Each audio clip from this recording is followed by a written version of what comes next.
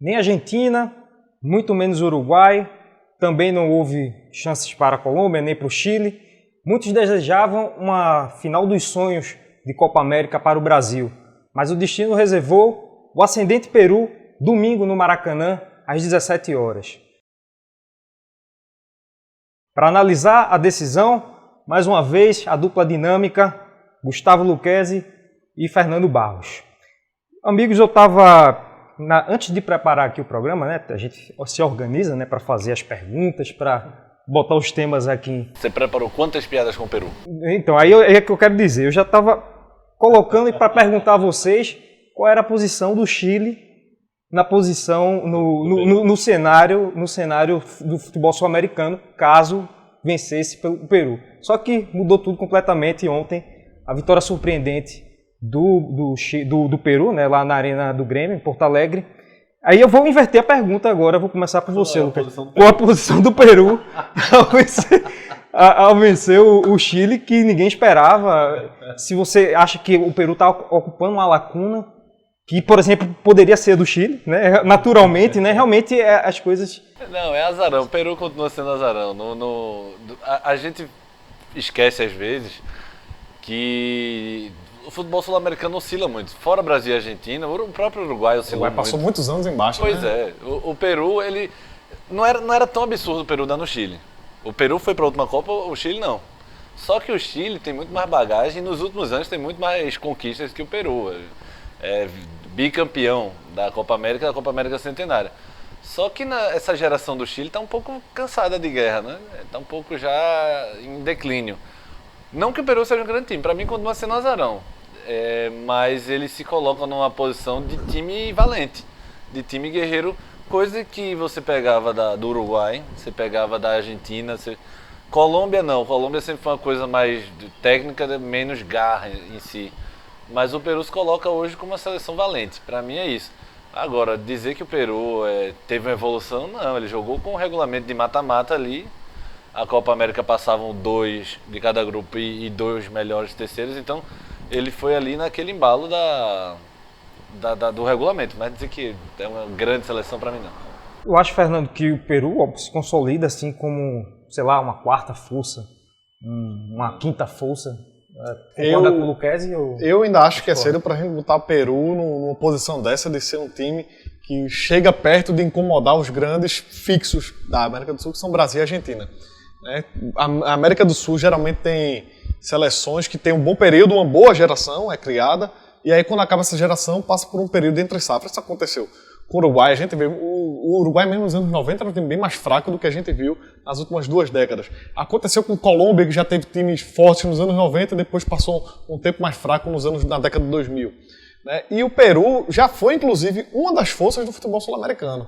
Mas faz muito tempo, isso foi na década de 70, o Peru foi para a Copa de 70, de 78 e 82, e numa época em que poucos times iam, não era esse negócio de 32 seleções vão para a Copa, era menos. Zorra, né? Não era esse negócio. Vai aumentar para 48 agora. Quase todo mundo é premiado. Então, aumenta a chance do Peru ir para as próximas Copas, né? Já entra um clube. Já bota o Real Madrid exato. na Copa. Já a eliminatória da América do Sul vai ter graça nenhuma para Brasil e Argentina, né? Vai ser um amistoso, né? Então, assim, o Peru teve um crescimento, vamos pegar dos últimos anos, com essa geração. O Peru teve um crescimento, é inevitável. Mas não foi isso aí, completamente involuntário. Peru acabou indo para a última Copa, que foi uma surpresa, porque todo mundo esperava Chile era bicampeão da Copa América, tinha ido bem na Copa 2014, então todo mundo esperava que os 5 garantidos da América do Sul na Copa iam ser Brasil, Argentina, Uruguai, Colômbia e Chile. E acabou que foi Brasil, Argentina, Uruguai, Colômbia e Peru. Peru meio que roubou essa vaga do Chile e agora se mostrou um algoz, um carrasco do Chile novamente. Então, assim, o Peru tem um time razoável para o padrão sul-americano, mas eu acho que também é uma coisa mais de regulamento, de mata-mata que acabou ajudando um pouco. Se a gente fosse colocar uma eliminatória hoje com esse time do Peru, eu não vejo ele ficando entre os 4 primeiros, não. É aquele time que vai ficar ali pelo meio mesmo. Como você pode até pegar os resultados do Peru na primeira fase, né? O Peru ficou no 0-0 com Venezuela, ganhou da Bolívia, foi goleado pelo Brasil. Chegou com o Uruguai, também não jogou bem, acabou levando para os pênaltis e passou de fase. E agora com o Chile fez um grande jogo agora contra o Chile. De jogo, acho. É. Eles jogam mais para trás mesmo. Pois é. E se a gente pegar um exemplo de que a gente pode atestar que o Peru não vive esse grande momento todo, é que provavelmente, porque eu acho, o melhor jogador do Peru continua sendo o Guerreiro, que já está no fim de carreira. Não é feito o Chile, que teve uma geração boa que levou o time para frente, ou como o Uruguai, que teve essa geração de Suárez, Cavani e Godin. Sabe? O Peru é meio que um talento individual aqui, outro ali, mas não é aquela coisa de uma geração que está carregando o time para frente, tá como aconteceu com a Colômbia mesmo, com o Rames Rodrigues, com o Falcão Garcia. Não vejo o Peru nesse ponto, não. São talentos pontuais, né? Exato. Foi uma coisa que aconteceu. Foi para a final, já aconteceu outras vezes com outros times menores de irem para a final da Copa América. Não sei nem se no plural, talvez um talento pontual, né? Guerreiro você vê, Cueva era muito contestado no São Paulo, né? Tá mas Cueva também, para mim, não faz diferença. Então, ou seja, não faz a diferença no jogo. É um destaque do Peru que não é grande coisa. Não é grande jogador. Mas por jogar no grande time do Brasil, tá na vitrine. A gente dá até um pouco mais de moral, mas... Pra mim, o cara Guerreiro pra mim, é acima da média mesmo. Até porque na América do Sul, pra você arranjar um artilheiro mesmo, um artilheiro que bate no peito e chama a responsabilidade feito Guerreiro, é difícil. Ele é líder também. Nem o Brasil tem. Não, o Brasil tem. A gente tava discutindo sobre isso ontem. Guerreiro teria vaga na seleção brasileira.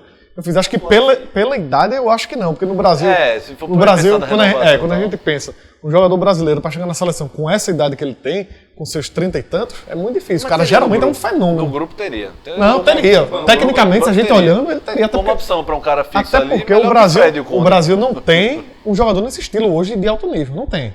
Sabe? Então um cara como o Peru, ou como o Guerreiro, ele teria com certeza uma vaga nesse elenco, não dizendo como titular. Mas no grupo sim, porque falta para o Brasil um jogador de alto nível com essas qualidades, com essas características dele, de centroavante, trombador, de brigador, de raçudo. O Brasil não tem um cara com essa envergadura dele. E o cara com o Peru? O cara com o Peru.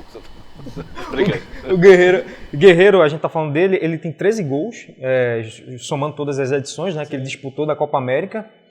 E ele tem potencial, pela idade também, de se tornar o maior artilheiro, inclusive, da Copa América. O maior que eu estava lendo hoje é Zizinho, com 17 gols, né? E um atacante da Argentina que eu não me recordo agora o nome. Mas enfim, são 4 gols de diferença, ele tem capacidade, inclusive, para... A gente tem que lembrar que a defesa do Brasil é muito forte. Não tomou nenhum gol nessa Copa América, né? Acho que não. E na passagem de título, tomou pouquíssimo. E o Peru vai ficar com a bunda atrás da parede, virada para a parede. Então, dificilmente o Guerreiro vai ter grandes chances, mas é um cara muito perigoso que numa bola decide. Mas a gente tem que lembrar isso, o Peru não deve sair para o jogo como saiu. Como saiu não, nem saiu tanto contra os outros jogos, mas contra o Brasil acho que não vai sair nada para o jogo. Então, contra o Chile saíram um pouco mais, foi um dos jogos mais inteligentes dele, foi um jogo mais inteligente do Peru. Mas eu acho que vai ser pior ainda do que foi contra o Uruguai, e principalmente porque o Peru levou de 5-0, né, no Brasil. Então, assim, a tendência, a gente queria uma final contra Chile, ou contra o Uruguai, contra a Argentina, porque a gente ia ver eu queria confronto contra a Venezuela. Eu queria ver bom jogo. Se tivesse República Dominicana, a gente queria ver confronto bons na final. E agora, tendo o Peru, eu já acho que a gente vai ver um Brasil como aconteceu com o Paraguai e como aconteceu com a Venezuela, tocando bola de um lado para o outro sem conseguir se infiltrar na defesa adversária. Eu queria saber de vocês, que é a obrigação da seleção vencer o Peru no Maracanã, sediando a Copa América? Ninguém sabe, né? Ninguém duvida disso, né? Que é a obrigação. Mas eu quero saber, caso haja a derrota, ou se o Peru seja o campeão, qual o tamanho do vexame que você coloca assim na história desse vexame? Gigante. Me perguntaram hoje o que é que você passaria no vestiário se você fosse Tite. Primeiro, o pênalti do Vargas, para mostrar o que é salto alto, para o Brasil aprender com o Chile.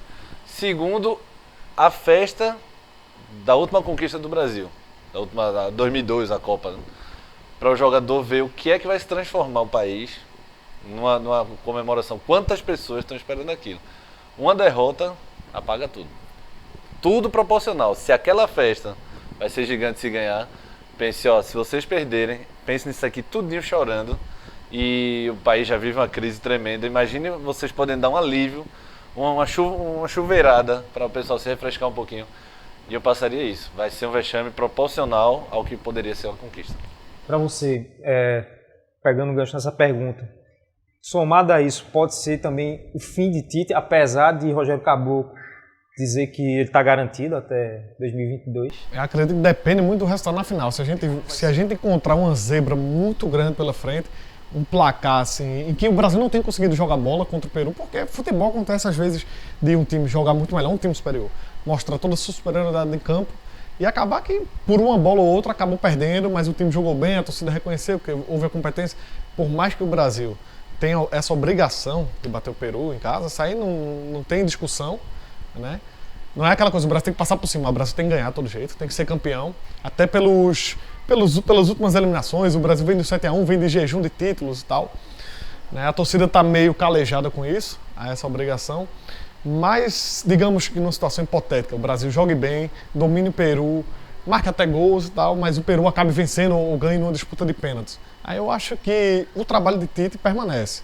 É a forma todo futebol. É a forma, perder, é a forma. Se acontecer, agora, se acontecer de uma coisa muito diferente, muito fora da curva, como até foi o Peru 3-0 no Chile, eu acredito que o Peru poderia ter batido o Chile, mas não por esse placar. Mas se acontecer por uma coisa de que o Peru encurralou o Brasil, uma coisa assim, colocou o Brasil para trás, jogou melhor e acabou vencendo, aí realmente é uma coisa a se pensar, porque muita gente vai dizer, o Brasil estava bem na Copa América, mas assim, já tinha empatado no 0-0 com a Venezuela, tinha ficado no 0-0 com o Paraguai, será que o Tite está bem mesmo, esse time está tudo ok? Talvez seja um time seguro na defesa, mas que não ofereça alternativas no ataque, não saiba trabalhar diante de uma retranca. Eu acho que a permanência de Tite cabe muito por parte do desempenho que vai ter diante do Peru. Então, a questão do jogo do Brasil contra o Peru é mais questão mental, né? De trabalhar a questão mental. Tecnicamente, para mim, já foi. Você botar técnica contra ele, já foi. A parte mental, para mim, é que vai ser o grande X da questão. Que já é uma geração que se ressente de título, né? Não é uma geração vencedora, tá sem seu líder, seu melhor jogador, Neymar, né? E que querendo ou não, ele é o cara que, quando o Brasil fracassa, a culpa vai toda nele. Então, se esses jogadores fracassarem, eles vão saber. Agora não tem Neymar para culpar. O peso vai vir em cima da gente. Mas ao mesmo tempo pode ser um gás, uma motivação a mais para eles dizerem, a gente não é só Neymar, não, a gente sabe jogar bola, nós somos bons nos nossos clubes. Você acha que vai ter muita gente comemorando porque Neymar não estava no título, Fernando Barros? Eu acho que vai ter muita gente. Você seria uma dessas pessoas, não? Talvez sim. É bem provável. Até porque eu acho que o Brasil tem mesmo bons jogadores, né? E que essa coisa de ficou Neymar manda e desmanda, prende e manda soltar na seleção, acho até um pouco chato. A gente já viu outros craques na seleção, tipo Romário e Ronaldo, que tiveram seus privilégios, tiveram suas regalias, mas da maneira como o Neymar tem, como ele é tratado, é uma coisa assim, absurda. Parece que os outros são todos muito abaixo do nível dele e que ele pode fazer o que bem entender na seleção. Eu não vejo por aí. Eu acho que o Brasil tem qualidades de sobra, mesmo com esse time aí, mesmo sem Neymar, para ganhar a Copa América, ainda mais sendo uma final contra o Peru. Se fosse uma final contra a Argentina e o Uruguai, a gente colocaria até mais ou menos tendo o mesmo peso. Mas contra o Peru, aí realmente é uma obrigação. Já que o pessoal vai ver se depois da final, se o Brasil perder, tô dizendo que vai atropelar não, tá? Acho que vai ser um jogo duro. Antes que o Brasil perca, a turma vai... Pra não botar na sua conta, né? Eu acho que vai ser um jogo duro. Diferentemente do 5-0, acho que vai ser um jogo completamente diferente. Pela tensão, Maracanã lotado, os olhos da América do Sul voltados para aquilo ali. Acho que vai ser bem mais difícil. Eu acho que não vai ter show de bola nenhum. Sem espetáculo nem nada. Vai ser jogar para ganhar. Vai ser o Corinthians em campo, o empatite. Vai ser 1-0 goleado. Esse Brasil muitas vezes lembra o Tite mesmo. Quando ele foi anunciado para a seleção, muita gente estava comemorando, porque Tite é o treinador mais vencedor do Brasil nos últimos anos. Então eu disse, mas o torcedor brasileiro tem uma coisa chata com a seleção, que ele não quer vitória, ele quer espetáculo. E isso com o Tite dificilmente a gente vai ver. Bom, pessoal, esse foi mais um Folha em Campo. Vamos aí torcer, né, para a seleção brasileira e esperar o que vai ver, o que vai sair do campo aí no Maracanã e aí domingo, né, 17 horas. Acompanhem nas nossas redes sociais, no portal da Folha, toda a repercussão do jogo. Está escalado para domingo para cobrir o jogo também. Gustavo Lucchesi. E curta aí e obrigado pela participação.